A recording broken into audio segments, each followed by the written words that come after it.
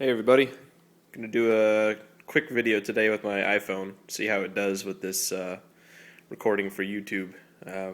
Didn't feel like breaking out my other camera with the tripod, so this is kind of experimental. As you can see, some fixed blades in front of you.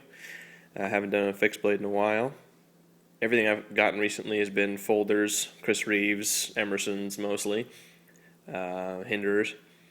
Hinders are sold, traded. They were XM24s. They were really nice, but they were just too big and chunky for what I like. And I pretty much don't keep anything that I can't carry, with the exception of fixed blades, because I like to collect them anyway.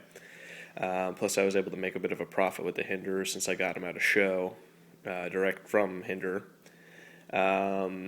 And also, side note, Emerson, the two custom Emerson folders I have, I don't think I've done a review on them yet. One's a custom Gentleman Jim, one's a custom Reliant.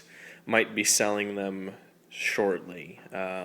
So if you're interested in a custom Emerson, either shoot me a message on here, or if you're a member on the USN, that's where they'll be posted. So anyway, these fixed blades here, a couple of them I got really recently, a couple of them I've had for a while. The one I've had the longest, and all of them, this one, and this one were custom ordered. This one I got from a dealer, and we'll get into that later. But this one I got first. This is from Charles May. You can see his logo there. Really nice deep carry sheath. This is what he calls his Skifa Scandi. Does really nice Scandi grinds. Incredibly sharp. This knife showed up with this part of the edge, the very tip, like chips had been taken out of it somehow, and that was really strange to me. For a brand new knife, the edge was all chipped. I was gonna send it back. He offered to resharpen it for free. He didn't know how that had happened. But I'm really lazy with sending stuff out in the mail, so I just went at it with my Waterstone, and it turned out okay. Little bit. I suck at grinding Scandi grinds, so it ends up getting a micro bevel.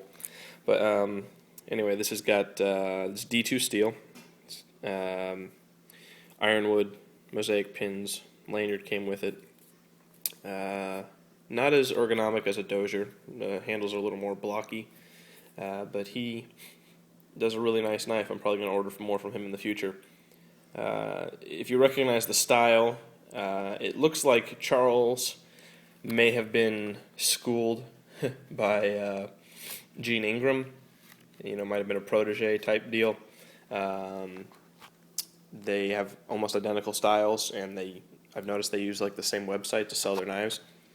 But I could be off on that. I don't know, but I'm pretty sure that one taught the other. I got allergies, so excuse the sniffling. Next up is a Dozier Bushcraft. I custom ordered this a while ago. Doziers take. When I ordered it, I think he had a 9-month wait, and now he says he's got an 18-month wait. So. And that was, only within a year or so. So I don't know how his demand got up there so fast. Sorry, not meaning to film that stuff. But anyway, this is a wilderness style sheath. I like the wilderness because it hangs low and it's flexible. It's not. But honestly, I wish I had gotten this style sheath, this B style. I may end up ordering a B style sheath for it, but this is still pretty good. I don't know. I decided I kind of like the way this rides better on the belt with the solid fixed point belt loop, whatever you want to call it. But this does have the thumb tabs that I was describing in my video about the whitetail skinner from like 2 years ago. This I like a little bit better as far as a bushcraft knife goes than this Scandinavian style. And this still is a Scandi grind, but it's a much wider bevel Scandi grind. It's got a much more ergonomic handle. It is a shorter blade and a wider blade. If you've seen Tom Krein's, is that how you say his name? Krein, whatever. I've talked to him before and I still don't remember how to say his name. But if you've seen his bushcraft, it's a similar shape. And his Bushcraft you can get in flat ground, flat ground with a secondary bevel or Scandi. And his Bushcraft is actually a little smaller than this. This would be more equivalent to his Bushcraft extra large. Anyway, still, this is somewhat of a new model for Bob. I've only seen a few of them. It's ridiculously sharp. But, I mean, my only complaints about it is that it came with some tooling marks. You can't really see them on this crappy camera, but up near the polish on the edge isn't even. There's some buff marks near the tip. There's some Kydex marks. It's kind of rough. Not one of the more nicely polished Doziers I've seen, but it's really nitpicky stuff. This is definitely a knife meant to be used, and I'm going to use it. I'm not going to get into Bushcraft anytime soon, going outdoors all the time and making my own tools out of wood and crap like that. But I think this would be a really good knife for Bushcraft. It's hard to argue with the Mora knives and stuff like that, considering they're like $10 a knife and pretty much the perfect Bushcraft knife. But I like customs, so I have customs. Excuse me again. The only other Bushcraft I've had would be that Spyderco Bushcraft. I traded that and don't really miss it. It wasn't that great of a knife. I mean, it was a nice, full ergonomic handle, longer blade, really nice grind for the a $90 knife. But it was a factory second, so the handles I had to sand and glue the handles because they were cracking because they weren't stabilized, and therefore it was a factory second. So this is probably the nicest, most usable Bushcraft knife that I've had, and I don't know who I'm going to get a Bushcraft from next. Maybe Tom. I don't know. I'm going to investigate it, but I'm really happy with this one so far. It's incredibly sharp. And it's interesting the different types of edges that you find on fixed blades versus folders. It seems like a lot of folders have all the tactical folders, Sabenzas, Hinders, Striders, they all have really similar edge grinds. And there's nothing wrong with that. They're sharp, they work. But I'm noticing really big differences between like these two Scandi grinds and like for example, this is my next knife I was going to go to. This is a custom order from Tom. It's a TK4 with the giraffe bone D2. Tom is known for making really, really sharp knives, but he finishes his edges on a belt sander of some like 400 grit or something like that, or 800 grit, I don't remember.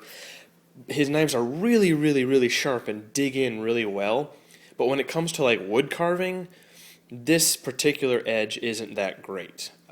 These edges on the Bushcraft knives are, oh my god, that edge is so keen. It just bites into wood like you wouldn't believe and just glides right through it. This has a real hard time with wood carving. This is more of a utility blade, and I'm sure Tom will give you a finer edge for wood carving if you asked for it in a Bushcraft knife, but I'm totally happy with the edge that's on here. It's a rough edge, like most of his knives are, and it's really, really sharp. But this is a really, really great EDC size knife. Great weight to it with the giraffe bone. I just love the look of it. It's so utilitarian. And I've got a leather sheath for it too. It's on my belt right now because I've been carrying this. Just a simple leather sheath. It's not the Paul Long sheath. But I used to have one of these with just black micarta. Traded it like 2 years ago, and that's what prompted me to order this one. I was going to order a Micro Chef from him, but I canceled that just for the sake of saving money. Really happy with this one, and I am going to be ordering another knife from him soon. Probably one of his Magnum Hunters or his the Vagabond or something like that, something bigger. Like, this is great EDC size. I want something more like this size or this size next from him. I'm definitely going to get a ton more knives from him. I've seen people who have like 30 knives from him. I don't want that many, but I'd like at least 4 or 5 in the long run. Okay, last knife. This one was not a custom order, but it is a custom knife. I've wanted a Dozier KS3 Pro Guides knife for a long time. Ever since I traded my Wilderness KS7 knife, I've wanted one of these. and they're probably his hardest knife to find. There's probably others that are just as hard to find, but this is one of the hardest to find. And it just happened to pop up online with stag handles, and I couldn't believe that. And I'm like, I have to have that, and I ordered it, and I don't regret it, and I hope I never sell it.